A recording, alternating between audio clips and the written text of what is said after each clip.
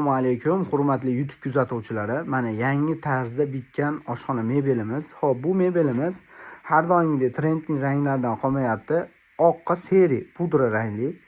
Xo'p, 2025-24 da ham qildik bu ranglarda. Endi 27-28 da ham umidlarimiz katta bu ishlarimizdan, Xudo xohlasa. Xo'p, bu ishimizga keladigan bo'lsak, stalishnisalari har doimgidek qalin to'rli stalishnisalardan qo'yilgan. Qonunlari granit kafel. Hop, moyka, gaz, vitichka, duxovka, kir mashinaga da chiroyli qilib joylab ketganmiz.